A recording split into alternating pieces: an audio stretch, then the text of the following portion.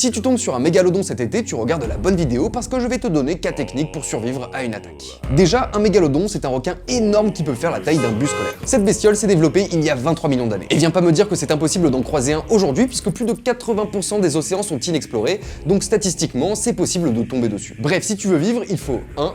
Faire le mort. Le mégalodon aime les proies en panique, mais si tu fais semblant d'être déjà mangé, il pourrait perdre son intérêt. Fais comme un poisson mort et laisse-toi dériver. Technique numéro 2. Fuis en utilisant la profondeur. Les mégalodons préfèrent les zones peu profondes où ils peuvent attaquer facilement. Si tu plonges profondément, il peut perdre ta trace. Mais bon, faut être chaud en plongée et être bien équipé, donc si c'est pas le cas, utilise plutôt la technique numéro 3.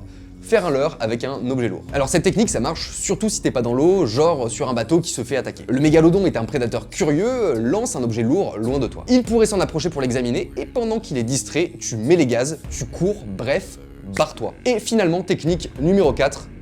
Ne fais rien. En fait, on pense que le mégalodon était principalement un prédateur de gros mammifères marins comme les baleines et les dauphins. Donc il n'aurait probablement pas eu une attirance naturelle pour les humains qui sont plus petits que ses proies habituelles. D'ailleurs, les requins modernes, y compris les grandes espèces comme le grand requin blanc, ne cherchent généralement pas à attaquer les humains. Les attaques sont souvent des bêtises où le requin confond souvent une personne avec une proie naturelle comme par exemple un phoque. Ils ne sont pas agressifs envers les humains, même si parfois ils peuvent être curieux. Bref, finalement, on ne sait pas grand chose, mais c'est pas moi qui regarde premier degré une vidéo sur comment survivre à un requin préhistorique.